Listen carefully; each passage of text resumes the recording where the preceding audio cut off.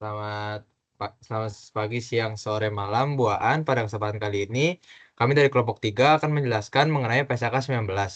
PSAK 19 itu mengenai aset tak berwujud.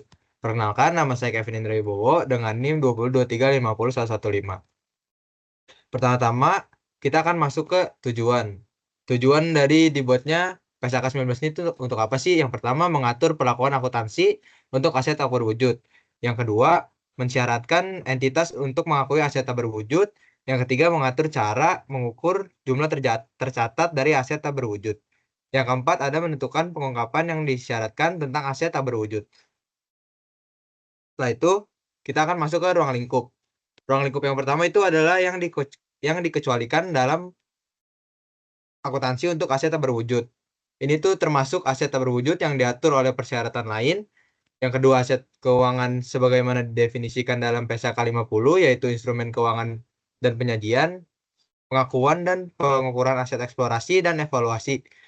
Setelah itu, pengeluaran atas pengembangan dan ekstraksi mineral, minyak gas alam, dan sumber daya tidak dapat diperbarui. Ruang lingkup yang kedua itu adalah jika pernyataan lain telah mengatur jenis aset tak berwujud spesifik, maka entitas menerapkan pernyataan tersebut daripada menerapkan pernyataan lain. Ini tuh termasuk aset tak berwujud yang dimiliki untuk dijual oleh entitas dalam kegiatan usaha normal, aset pajak tangguhan, sewa aset tak berwujud yang dicatat sesuai dengan PSAK 73 mengenai sewa, aset yang timbul dari imbalan kerja. Setelah itu ada aset keuangan sebagaimana didefinisikan dalam PSAK 50, yaitu mengenai instrumen keuangan, penyajian, pengakuan, dan pengukuran dari beberapa aset keuangan tercakup dalam PSAK 4, yaitu laporan keuangan tersendiri, dan tercakup juga dalam PSAK 15, yaitu mengenai investasi pada entitas asosiasi dan ventura bersama. Setelah itu, ruang lingkup yang ketiga itu ada beberapa aset tak berwujud dapat dimuat atau pada sesuatu yang bersifat fisik. Beberapa aset tak berwujud dapat dimuat atau pada sesuatu bersifat fisik seperti compact disc atau dokumentasi hukum atau film. Setelah itu kita akan masuk ke definisi. Definisi dari aset adalah sumber daya yang dikendalikan oleh entitas sebagai akibat peristiwa masa lalu dan manfaat ekonomik masa depan dari aset tertentu. Diperkirakan mengalir ke entitas. Yang kedua ada aset moneter. Aset moneter adalah kas yang dimiliki dan aset yang akan diterima dalam bentuk kas yang jumlahnya pasti atau dapat ditentukan. Yang ketiga ada aset tak berwujud adalah aset non moneter teridentifikasi tanpa wujud fisik. Yang keempat ada biaya perolehan adalah jumlah kas atau setara kas yang dibayarkan atau nilai wajar imbalan lain yang diserahkan untuk memperoleh aset pada saat perolehan atau konstruksi. Yang kelima ada nilai residu. Nilai residu dari aset tak berwujud adalah jumlah estimasian yang dapat diperoleh entitas saat ini dari pelepasan aset. Setelah dikurangi biaya estimasian pelepasan aset, jika aset telah mencapai umur dan kondisi yang diperkirakan pada akhir umur manfaatnya. Yang keenam ada nilai wajar adalah harga yang akan diterima untuk menjual aset atau harga yang akan dibayar. Setelah itu kita akan masuk ke keteridentifikasian. Definisi aset tak berwujud mensyaratkan keteridentifikasian untuk aset tak berwujud sehingga dapat dibedakan dari goodwill. Goodwill dalam suatu kombinasi bisnis diakui sebagai aset yang mempresentasikan manfaat ekonomi masa depan yang muncul dari aset lain yang diakuisisi dalam kombinasi bisnis tersebut yang tidak diidentifikasi secara individual dan diakui secara terpisah. Suatu aset dikatakan teridentifikasi jika dapat dipisahkan, yaitu dapat dipisahkan atau dibedakan dari entitas dan dijual, dialihkan, dilisensikan, disewakan, dan ditukarkan baik secara individual atau bersama dengan kontrak terkait. Aset teridentifikasi atau liabilitas identifikasi. Terlepas apakah entitas memiliki intensi untuk melakukan hal tersebut. Nah, itu yang kedua ada timbul dari hak kontraktual atau hak hukum lain. Terlepas apakah hak tersebut dapat dialihkan atau dipisahkan dari entitas atau dari hak dan kewajiban lain. Setelah itu kita akan masuk ke pengendalian. Pengendalian yang pertama itu adalah entitas mengendalikan aset jika entitas memiliki kemampuan untuk memperoleh manfaat ekonomik di masa depan. Suatu entitas dianggap mengendalikan aset jika dapat memanfaatkan keuntungan ekonomis dari suatu aset tersebut dan membatasi pihak lain untuk melakukannya. Biasanya pengendalian ini berasal dari hak hukum yang bisa ditegakkan, namun meski tanpa hak hukum, entitas tetap dapat menunjukkan pengendalian melalui cara lain.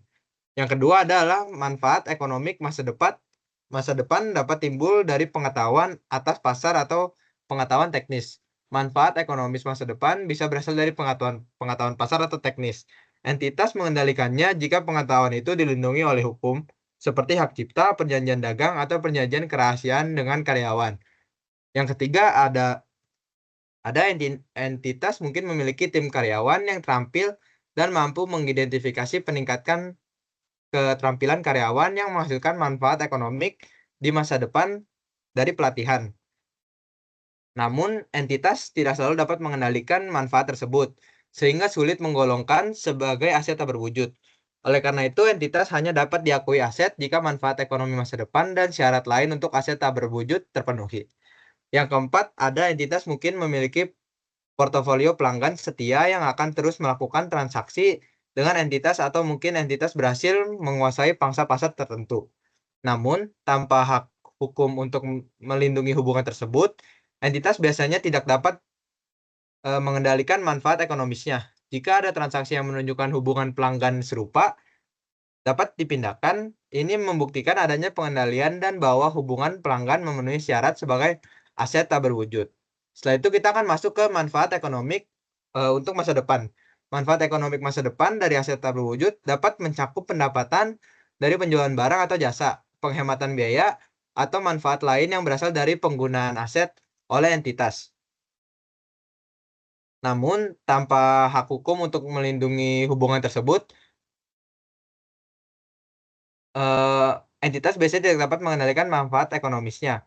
Setelah itu, manfaat lain yang berasal dari penggunaan aset oleh entitas sebagai contoh, penggunaan hak kekayaan intelektual dalam suatu proses produksi tidak meningkatkan pendapatan masa depan, tetapi mengurangi biaya produksi masa depan.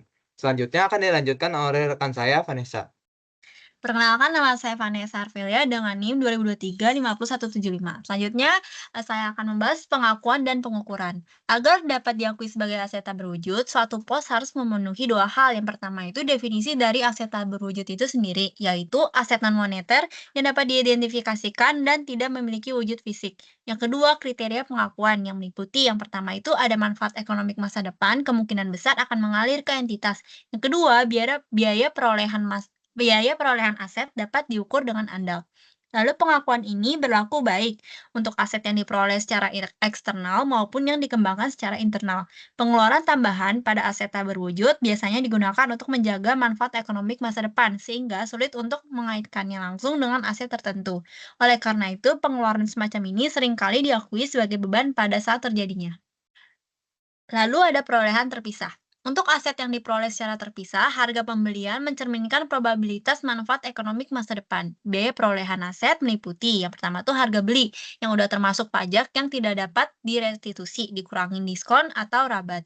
Yang kedua ada biaya yang secara langsung, dapat diatribusikan dalam mempersiapkan aset hingga siap digunakan. Contoh biaya yang dapat diatribusikan itu meliputi, yang pertama tuh biaya imbalan kerja, yang langsung berkaitan dengan persiapan aset. Yang kedua biaya profesional, untuk mempersiapkan aset, yang ketiga biaya pengujian agar aset berfungsi sebagaimana mestinya, namun seperti biaya iklan, promosi, pelatihan karyawan, atau administrasi umum tidak termasuk dalam biaya perolehan aset. Lalu akuisisi dalam kombinasi bisnis. Dalam kombinasi bisnis, aset tak berwujud diakui berdasarkan nilai wajar pada tanggal akuisisi. Kriteria pengakuan probabilitas dianggap selalu terpenuhi dalam kombinasi bisnis karena adanya ekspektasi manfaat ekonomik masa depan. Jika aset dapat dipisahkan atau timbul dari hak kontraktual atau hukum, maka nilai wajar aset tersebut dapat diukur dengan andal. Sebagai contoh, aset seperti brand atau nama dagang seringkali mencakup beberapa elemen komplementer, seperti merek dagang, nama dagang, formula, atau keahlian teknologi. Lalu, selanjutnya aset tak berwujud pada awalnya diakui sebesar biaya perolehan. Aset tak berwujud yang diperoleh dalam kombinasi bisnis diukur berdasarkan nilai wajar jika dapat dipisahkan atau timbul dari hak kontraktual atau hukum. Ketidakpastian dalam penilaian nilai wajar dimasukkan dalam perhitungannya. Aset tak berwujud mungkin hanya dapat dipisahkan bersama dengan kontrak, aset, atau liabilitas terkait. Aset ini diakui terpisah dari goodwill tetapi bersama pos terkait. Kelompok aset tak berwujud komplementer dapat diakui sebagai aset tunggal jika memiliki umur manfaat serupa. Contoh dalam pemasaran istilah brand sering mengacu pada aset komplementer seperti merek dagang, nama dagang, formula, resep, dan keahlian teknologi. Selanjutnya, pengeluaran selanjutnya. Pengeluaran tambahan setelah perolehan aset tak berwujud hanya diakui sebagai aset jika pengeluaran tersebut meningkatkan manfaat ekonomik masa depan aset dan biaya tersebut dapat diukur dengan andal. Sebaliknya, pengeluaran penelitian dicatat sebagai beban pada saat terjadinya. Begitu pula dengan pengeluaran pengembangan yang tidak memenuhi kriteria pengakuan aset. Lalu ada akuisisi melalui hibah pemerintah. Aset tak berwujud juga dapat diperoleh melalui hibah pemerintah dengan nilai nominal atau cuma-cuma, misalnya hak untuk mendarat di bandara, hak beroperasi stasiun TV atau radio, dan hak impor atau kuota. Dalam kasus seperti itu, aset dapat diakui dengan nilai wajar atau nilai nominal ditambah dengan biaya langsung untuk mempersiapkan aset agar siap digunakan sesuai dengan intensi penggunanya. Oke, selanjutnya akan dijelaskan oleh teman saya. Perkenalkan, nama saya Charles Muslim dengan NIM 2023-50215. Selanjutnya, kita akan membahas pertukaran aset. Biaya perolehan aset tak berwujud diukur pada nilai wajar, kecuali transaksi pertukaran tidak memiliki substansi komersial. Yang kedua, nilai wajar aset yang diterima dan aset yang diserahkan tidak dapat diukur secara andal. Suatu transaksi pertukaran memiliki substansi komersial jika konfigurasi arus kas dari aset yang diterima berbeda dengan konfigurasi arus kas dari aset yang diserahkan. Yang kedua, nilai spesifik entitas dari bagian operasi entitas yang terpengaruh oleh transaksi berubah sebagai akibat dari pertukaran.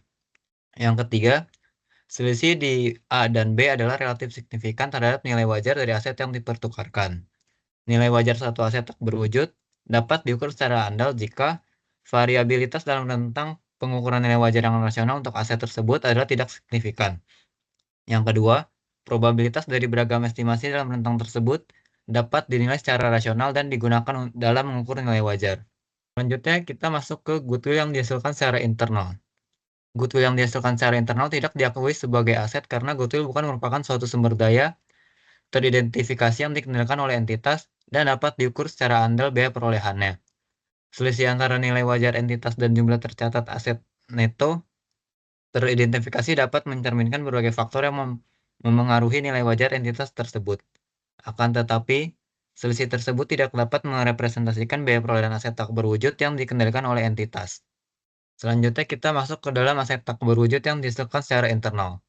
Terkadang sulit untuk menilai apakah aset tak berwujud yang dihasilkan secara internal memenuhi kriteria untuk diakui. Kesulitan tersebut antara lain dalam yang pertama, mengidentifikasi apakah telah timbul dan saat timbulnya aset teridentifikasi yang akan menghasilkan manfaat ekonomi masa depan yang diharapkan. Yang kedua, menentukan biaya perolehan aset tersebut secara andal. Dalam menentukan apakah suatu aset tak berwujud yang dihasilkan secara internal memenuhi syarat untuk diakui, entitas mengklasifikasikan proses dihasilkannya aset tak berwujud menjadi dua tahap. Tahap yang pertama itu tahap penelitian atau tahap riset, yang kedua tahap pengembangan. Jika entitas tidak dapat membedakan antara tahap penelitian dan tahap pengembangan pada suatu proyek internal untuk menghasilkan aset tak berwujud, maka entitas memperlakukan pengeluaran untuk proyek itu seolah-olah sebagai pengeluaran yang terjadinya hanya pada tahap penelitian. Selanjutnya kita masuk ke tahap penelitian dan tahap pengembangan. Pada tahap penelitian, entitas tidak mengakui aset tak berwujud yang timbul dari penelitian. Pengeluaran untuk penelitian diakui sebagai beban pada saat terjadinya. Dalam tahap penelitian, proyek internal, entitas tidak dapat menunjukkan bahwa aset tak berwujud yang ada akan memberikan kemungkinan besar manfaat ekonomi masa depan. Oleh karena itu, pengeluaran untuk penelitian selalu diakui sebagai beban pada saat terjadinya. Yang kedua, tahap pengembangan. Aset tak berwujud yang timbul dari pengembangan diakui jika entitas dapat menunjukkan seluruh hal berikut. Yang pertama, kelayakan teknis penyelesaian aset tak berwujud tersebut sehingga aset tersebut dapat digunakan atau dijual. Yang kedua, intensi untuk menyelesaikan aset tak berwujud tersebut dan menggunakannya atau menjualnya. Yang ketiga, kemampuan untuk menggunakan atau menjual aset tak berwujud tersebut. Yang keempat, bagaimana aset tak berwujud tersebut akan menghasilkan kemungkinan besar manfaat ekonomi masa depan. Yang kelima, tersedianya kecukupan sumber daya teknis, keuangan, dan sumber daya lain untuk menyelesaikan pengembangan aset tak berwujud dan untuk menggunakan atau menjual aset tersebut. Yang keenam, kemampuan untuk mengukur secara andal pengeluaran yang dapat diatribusikan terhadap aset tak berwujud selama pengembangannya. Selanjutnya kita masuk ke biaya perolehan aset tak berwujud yang dihasilkan secara internal. Biaya perolehan aset tak berwujud yang dihasilkan secara internal terdiri dari seluruh biaya yang dibutuhkan yang dapat diatribusikan secara langsung untuk membuat, menghasilkan, dan mempersiapkan aset tersebut sehingga siap untuk digunakan sesuai dengan intensi manajemen. Contoh dari biaya yang dapat diatribusikan secara langsung adalah biaya bahan baku dan jasa yang digunakan atau dikonsumsi dalam menghasilkan aset tak berwujud. Biaya imbalan kerja yang timbul dalam menghasilkan aset tak berwujud tersebut. Fee untuk mendaftarkan hak hukum. Amortisasi paten dan lisensi yang digunakan untuk menghasilkan aset tak berwujud tersebut. Berikut adalah komponen yang tidak termasuk dalam komponen biaya aset tak berwujud yang dihasilkan secara internal. Yang pertama, biaya penjualan, biaya administrasi, biaya overhead umum lain, kecuali jika ada biaya yang dapat diatribusikan secara langsung untuk menyiapkan aset tersebut untuk digunakan. Yang kedua, inefisiensi yang teridentifikasi dan kerugian operasi awal yang muncul sebelum aset memenuhi kinerja yang direncanakan. Yang ketiga, pengeluaran untuk pelatihan karyawan yang mengoperasikan aset. Selanjutnya akan dibahas oleh rekan saya, Vianda. Perkenalkan, nama saya Vianda Afrilsia dengan NIM 20235021. Di sini saya akan mempresentasikan PSAK 19 yang pertama ada pengakuan beban. Nah, pengeluaran atas aset tak berwujud diakui sebagai beban pada saat terjadinya. Kecuali yang pertama itu pengeluaran tersebut merupakan bagian dari biaya perolehan aset tak berwujud yang memenuhi kriteria pengakuan. Yang kedua, aset tak berwujud diperoleh melalui kombinasi bisnis dan tidak dapat diakui secara langsung, sehingga dicatat sebagai goodwill. Di sini juga ada jenis pengeluaran yang diakui sebagai beban. Yang pertama itu ada pengeluaran untuk kegiatan penelitian, yang kedua biaya praoperasi seperti untuk memulai usaha baru. Yang ketiga ada pengeluaran untuk pelatihan, yang keempat ada biaya iklan dan promosi, yang kelima ada biaya relokasi atau reorganisasi entitas. Beban yang tidak boleh diakui sebagai aset, pengeluaran yang tidak dapat memenuhi kriteria pengakuan aset tak berwujud, seperti pengeluaran yang tidak menghasilkan manfaat ekonomi di masa depan atau di masa akan datang. Nah, harus diakui secara langsung sebagai beban. Pengukuran setelah pengakuan, yang pertama itu ada entitas dapat memilih model. Yang pertama itu ada biaya atau cost model. Aset dicatat berdasarkan biaya perolehan dikurangi akumulasi amortisasi dan penurunan nilai. Revaluasi atau revaluation model tidak terdapat pasar aktif, aset dapat dinilai kembali pada nilai wajar dikurangi akumulasi amortisasi dan penurunan nilai. Pengelompokan aset tak berwujud itu aset tak berwujud yang memiliki sifat serupa atau digunakan dalam aktivitas operasional yang sama. Harus dikelompokkan untuk konsistensi pengukuran dan penyajian. Selanjutnya ada pengungkapan, yaitu entitas wajib mengungkapkan. Yang pertama itu ada basis pengukuran aset tak berwujud, yang kedua kebijakan amortisasi yang digunakan, yang ketiga ada estimasi umur manfaat aset tak berwujud, yang keempat ada rekonsiliasi nilai tercatat aset tak berwujud dari awal hingga akhir periode. Selanjutnya ada pengukuran aset tak berwujud setelah pengakuan. Yang pertama itu adalah mode biaya. Setelah pengakuan awal, aset tak berwujud dicatat berdasarkan biaya perolehan awal dikurangi dengan akumulasi amortisasi dan akumulasi penurunan nilai. Yang kedua ada mode revaluasi, yaitu aset tak berwujud dapat diukur pada nilai wajar dikurangi akumulasi, amortisasi, dan penurunan nilai. Jika terdapat pasar aktif, revaluasi ini bertujuan untuk mencerminkan nilai aset secara material sesuai kondisi pasar terkini. Nah, nilai wajar aset ditentukan berdasarkan data pasar aktif yang menunjukkan harga jual atau transaksi tersebut aset tersebut. Di sini juga ada ketentuan model revaluasi. Yang pertama itu ada larangan revaluasi. Yang pertama tidak diperbolehkan untuk aset yang sebelumnya tidak diakui. Yang kedua juga tidak berlaku untuk aset yang nilai wajarnya tidak dapat ditentukan secara andal. Selanjutnya ada frekuensi dan konsistensi revaluasi. Pertama itu frekuensi revaluasi bergantung pada volatilitas nilai wajar.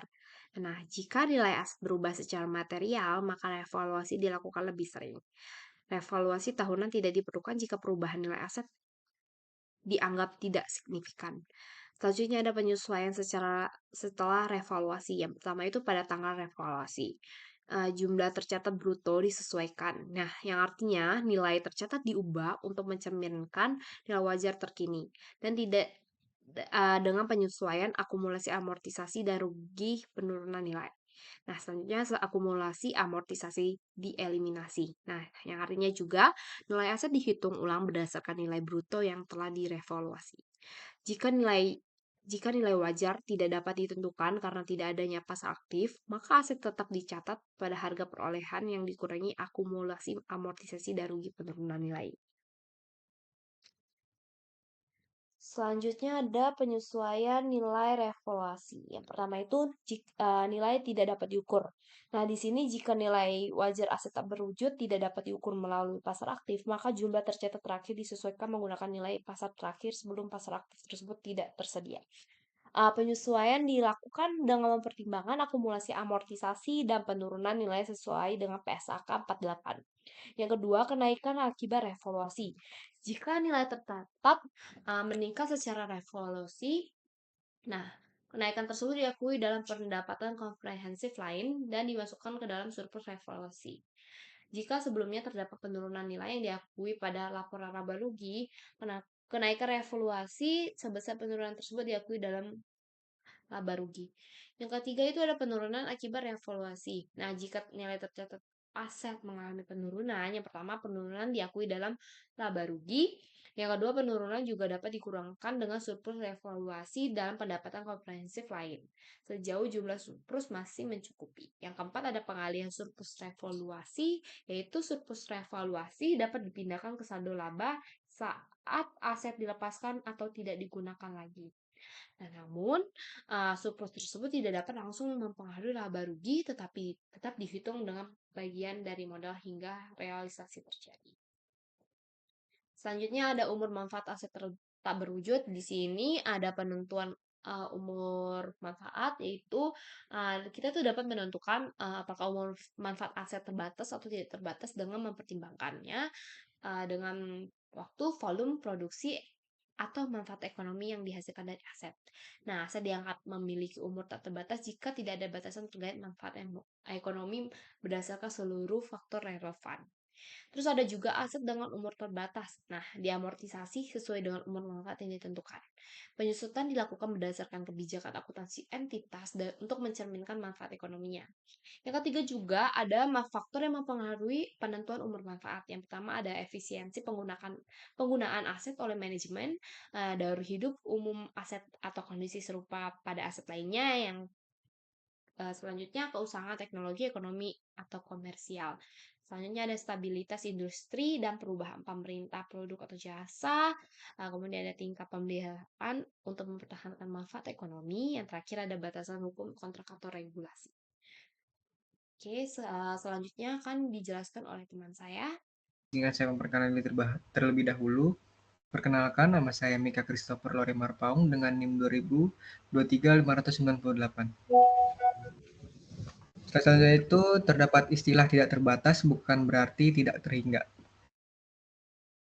Umur manfaat aset tak berwujud tidak mencerminkan tingkat pengeluaran perawatan masa depan yang disyaratkan untuk mempertahankan aset agar berfungsi sesuai dengan standar kinerjanya yang dinilai pada saat pengakuan awal. Penilaian umur manfaat aset tak berwujud tersebut, terutama dalam konteks di dalamnya, cenderung menjadi terbatas. Pada intinya, umur manfaat aset tak berwujud dalam kenyataannya tidak bergantung pada rencana pengeluaran masa depan yang melibatkan anggaran untuk merawat aset pada standar kinerjanya. Ready next? Oke, selanjutnya ada perubahan yang terjadi di masa depan. Dalam pengembangan teknologi, piranti lunak, komputer, atau aset tak berwujud lain diduga sebagai penyebab usangan teknologi. Sumber daya dalam kebanyakan kasus umur manfaat aset tak berwujud sebenarnya singkat. Oleh karena itu, yang diperkirakan terjadi di masa depan atas harga suatu barang yang diproduksi menggunakan suatu aset tak berwujud dapat mengindikasikan perkiraan keuangan teknis atas umur ekonomis aset tersebut, yang memungkinkan pengurangan manfaat ekonomis masa depan yang terkandung dalam aset tersebut. Umur manfaat aset tak berwujud dapat sangat lama atau bahkan tidak terbatas.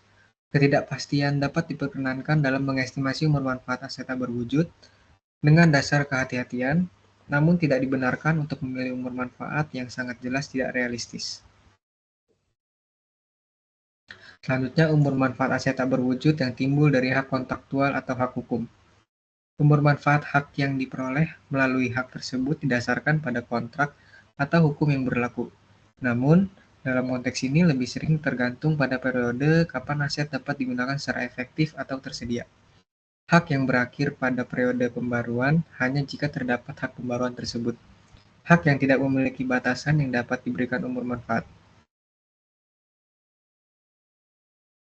Selanjutnya ada faktor lain yang mengindikasikan bahwa entitas dapat memperbarui hak kontraktual atau hak hukum lain tanpa biaya yang signifikan.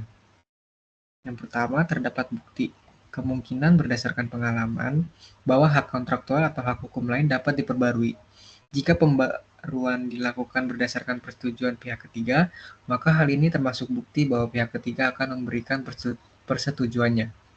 Yang kedua, terdapat bukti bahwa setiap kondisi yang diperlukan untuk memperbarui akan terpenuhi. Yang ketiga, biaya pembaruan tidak signifikan bagi entitas jika dibandingkan dengan manfaat ekonomi masa depan yang diperkirakan akan diterima oleh entitas dari pembaruan tersebut. Selanjutnya ada amortisasi aset tak berwujud. Yang pertama itu ada alokasi sistematis. Alokasi sistematis itu adalah jumlah terdepresiasi aset tak berwujud dengan umur manfaat terbatas dialokasikan secara sistematis selama umur manfaatnya. Yang kedua ada dimulainya amortisasi. Yang pertama itu ada dikuasai untuk digunakan.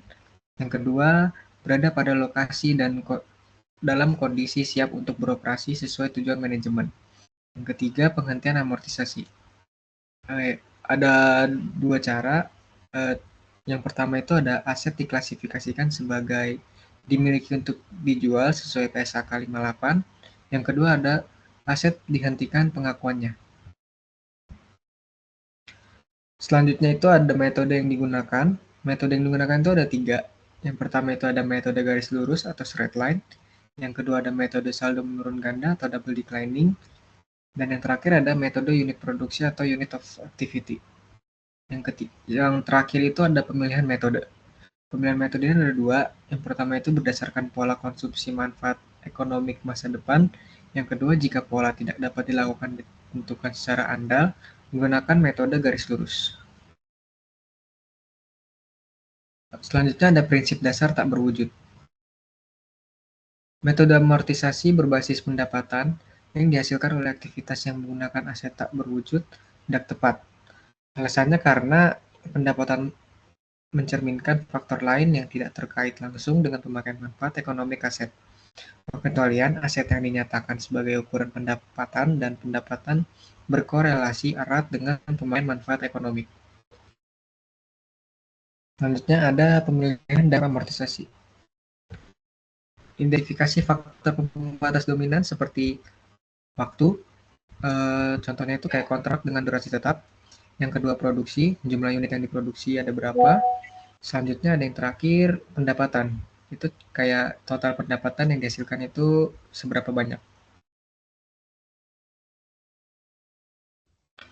Amortisasi aset tak berwujud umumnya diakui dalam laporan laba rugi. Namun dalam beberapa kasus, manfaat ekonomik yang terkandung dalam aset digunakan untuk menghasilkan aset lain. Dalam kondisi seperti ini, beban amortisasi dimasukkan sebagai bagian dari biaya perolehan aset dan termasuk dalam jumlah tercatatnya. Contohnya itu seperti amortisasi aset tak berwujud yang digunakan dalam proses produksi dapat dimasukkan ke dalam jumlah tercatat persediaan, sesuai dengan PSAK 14 yang membahas tentang persediaan. Nilai residu dari aset tak berwujud dengan umur manfaat terbatas diasumsikan sama dengan 0. Kecuali terdapat pasar aktif yang memungkinkan penentuan nilai residu diasumsikan tetap 0 jika tidak ada jaminan bahwa pasar aktif tersebut akan tetap bersedia hingga akhir umur manfaat aset tersebut.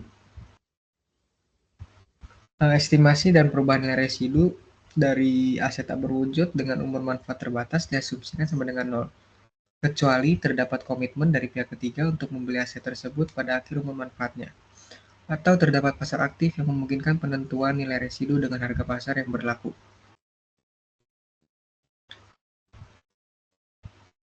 Estimasi dan perubahan nilai residu didasarkan pada jumlah terpulihkan dari pelepasan aset yang telah mencapai umur manfaatnya. Estimasi ini harus ditinjau setiap akhir tahun laporan keuangan. Jika terjadi perubahan dalam estimasi, hal tersebut diberlakukan sebagai perubahan estimasi akuntansi sesuai PSAK 25. Dalam kasus di mana nilai residu meningkat melebihi jumlah tercatat aset, amortisasi tidak dibebankan hingga nilai residu turun di bawah jumlah tercatat. Penelaahan periode metode amortisasi untuk aset tak berwujud dengan umur manfaat terbatas harus ditinjau setidaknya pada akhir tahun buku. Jika umur manfaat berubah secara signifikan, periode amortisasi perlu disesuaikan. Selain itu, jika pola konsumsi manfaat ekonomi tersebut berubah, metode amortisasi harus diubah agar sesuai dengan pola baru tersebut. Perubahan ini diberlakukan sebagai perubahan estimasi akuntansi sesuai dengan yang berada di PSAK 25. Selanjutnya ada penghentian dan pelepasan. Aset tak berwujud itu dihentikan pengakuannya jika dilepas atau ketika tidak terdapat lagi manfaat ekonomik masa depan yang diperkirakan dari penggunaan atau pelepasannya. Perubahan umur manfaat dan pola manfaat ekonomik aset tak berwujud. Perubahan umur manfaat aset tak berwujud selama umur aset tak berwujud dapat terjadi situasi di mana estimasi umur manfaatnya awalnya terbukti kurang tepat. Misalnya pengakuan rugi penurunan nilai dapat menjadi indikasi bahwa periode amortisasi yang digunakan perlu disesuaikan. Penyesuaian ini diperlukan untuk mencerminkan kondisi baru yang lebih relevan terhadap umur manfaat tersebut. Perubahan pola manfaat ekonomik seiring berjalannya waktu, pola manfaat ekonomik yang diharapkan mengalir dari aset tak berwujud ditunda untuk menunggu penyelesaian komponen lain dari suatu rencana bisnis. Dalam situasi ini, manfaat dari aset mungkin baru akan diterima pada periode berikutnya. Hal ini menunjukkan pentingnya fleksibilitas dalam menilai kembali metode dan periode amortisasi aset tak berwujud. Aset tak berwujud dengan umur manfaat tidak terbatas diamortisasi.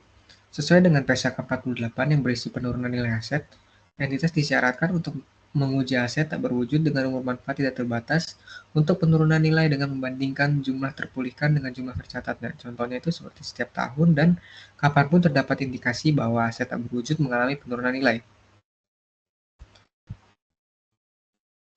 Next. Penelaahan umur manfaat. Umur manfaat aset tak berwujud yang tidak diamortisasi ditelaah setiap periode untuk menentukan apakah peristiwa dan keadaan dapat terus mendukung penilaian bahwa umur manfaat tetap tidak terbatas.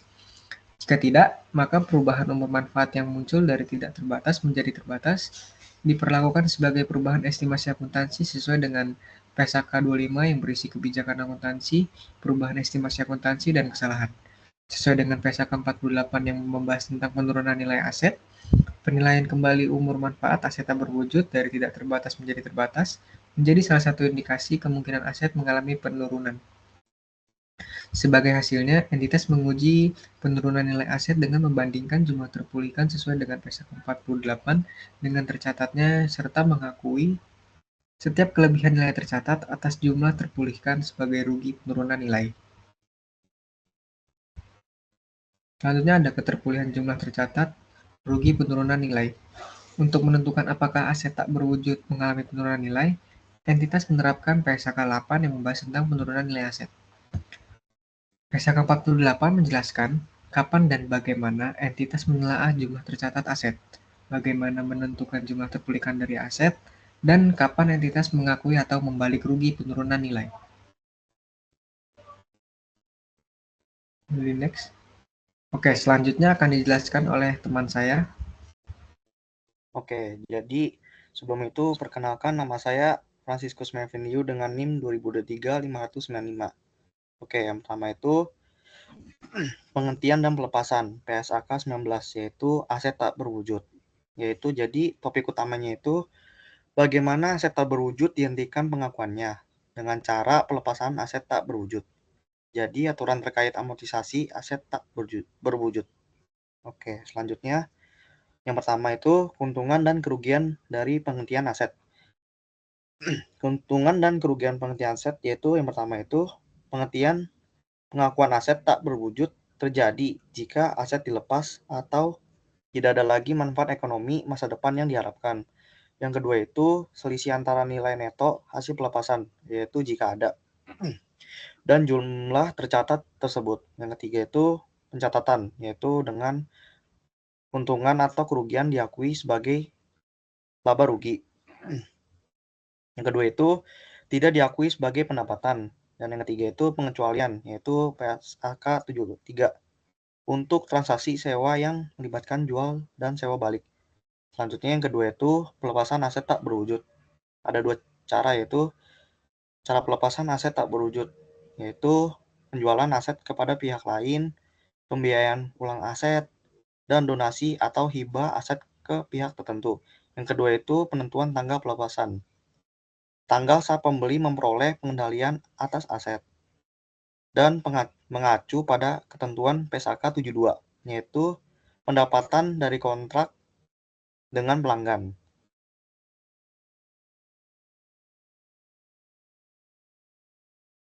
Selanjutnya, yang keempat, penentuan imbalan dalam keuntungan atau kerugian, yaitu mengacu pada PSAK 72 mengenai pendapatan dari kontrak dengan pelanggan. Yang kedua itu mengikuti perubahan nilai imbalan atas transaksi yang disepakati. Contoh kasusnya itu perubahan harga jual aset karena renegosiasi kontrak.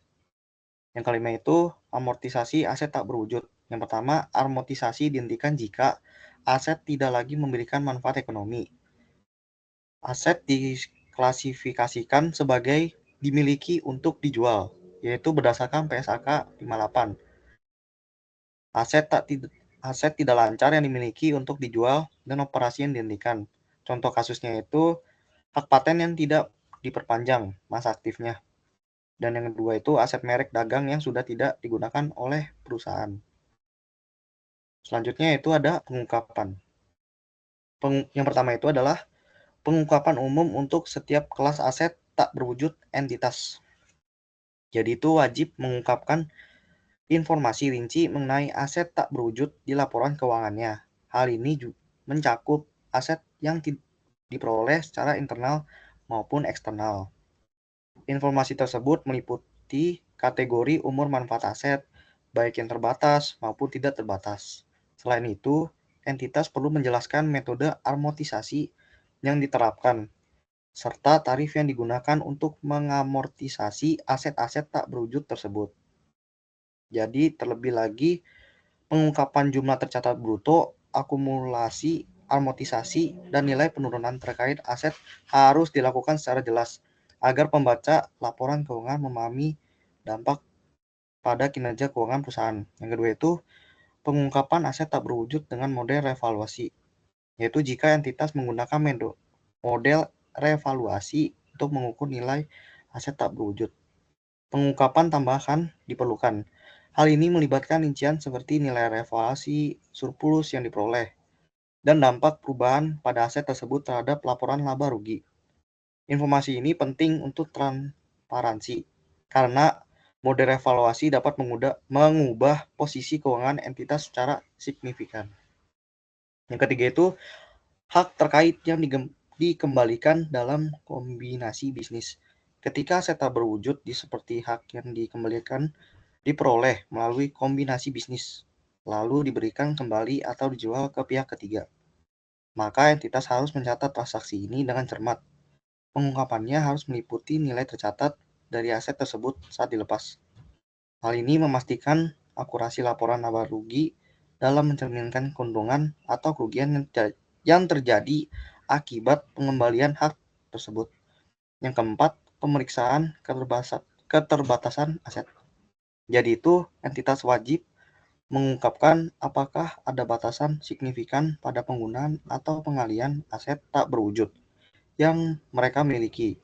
Selain itu, jika aset tersebut menjadi jaminan untuk kewajiban tertentu, dan perusahaan harus memberikan rincian yang sesuai dalam laporan keuangan.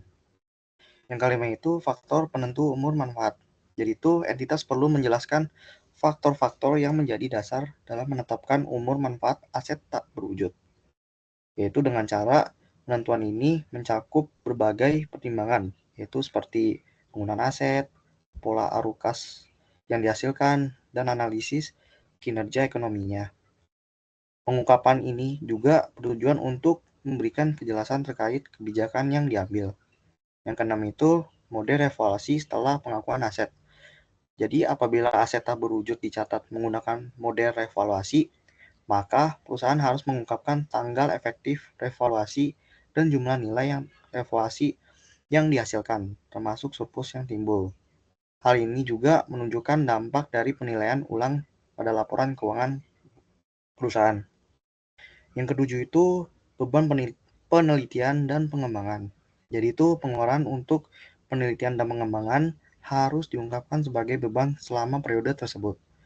Jadi termasuk penjelasan tentang jenis pengeluaran yang termasuk di dalamnya.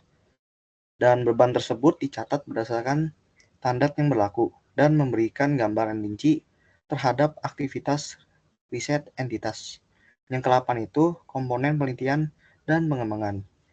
Jadi itu penelitian dan pengembangan terdiri dari serangkaian pengeluaran yang terkait dengan aktivitas inovasi perusahaan. Jadi itu komponen-komponen ini mencakup semua biaya yang secara langsung digunakan untuk menghasilkan aset tak berwujud, dan terutama aktivitas riset dan pengembangan yang relevan terhadap pernyataan standar ini. Yang ke-9 itu tanggal efektif dan ketentuan transisi. Jadi itu entitas yang menerapkan pernyataan ini diberitahu untuk melaksanakannya secara prospektif untuk periode tahun buku yang dimulai pada atau setelah tanggal 1 Januari 2011. Yaitu entitas wajib memperhatikan bahwa jumlah tercatat aset tak berwujud sebelumnya mungkin tidak sesuai dengan usia manfaat dan aset tersebut sebagaimana dinilai ulang. Yaitu perubahan yang diakibatkan oleh penilaian ulang tersebut harus diperhatikan sebagai perubahan estimasi akuntansi, dan entitas wajib mencatat perubahan dari nilai umur manfaat aset tak berwujud tersebut sesuai PSAK 25, yaitu tentang kebijakan akuntansi.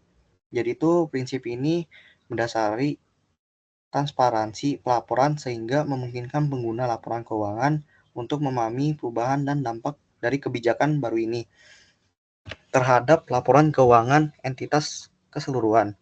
Yang ke-10 itu amandemen dan penerapan prospektif. Jadi itu ketentuan dalam PSAK 19 terkait amandemen mengenai aset tak berwujud menegaskan pentingnya penerapan prospektif sejak tanggal yang telah ditentukan, yakni 1 Januari 2016. Dengan ditetapkannya ketentuan ini, entitas di mana untuk mencatat perubahan yang signifikan harus sesuai dengan prinsip yang penyesuaian hanya jika relevan dan dapat dibuktikan. Selain itu, jika entitas merasa kesulitan untuk menyesuaikan periode sebelumnya secara komparatif, PSAK memberikan keluasan untuk mengidentifikasi informasi relevan dari periode tersebut, yaitu untuk kejelasan pelaporan. Dan entitas harus memberikan pengungkapan yang mencukupi untuk memberikan pemahaman bagi pengguna laporan keuangan tentang basis penilaian baru.